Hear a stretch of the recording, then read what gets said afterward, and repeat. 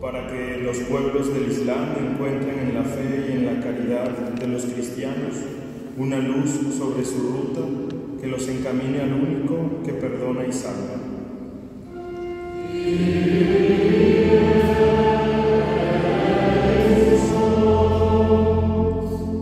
Para que os cristãos perseguidos no Oriente Médio sejam fortificados pelo Pai, assim como foi Cristo aqui na sua agonia.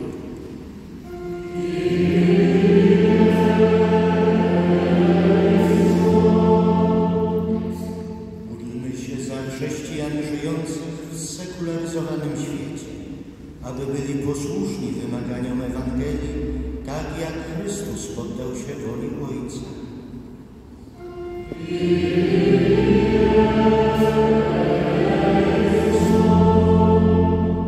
Za sve kršćane koji prolaze kroz stanu ostavljenosti i odbačenosti, da im Gospodinovo trpljenje ovdje u Getsemani bude ohrabrenje za uvijek novi čin potpunog predanja u vjeri Otcu.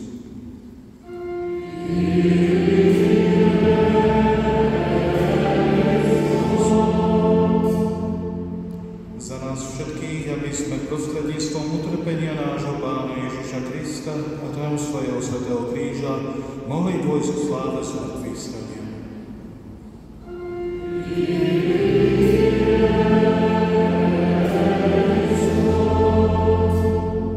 Marilah kita berdoa untuk gereja dan seluruh umat Kristiani agar kita tetap berusaha seperti yang diajarkan Yesus melalui perkataan dan perbuatannya.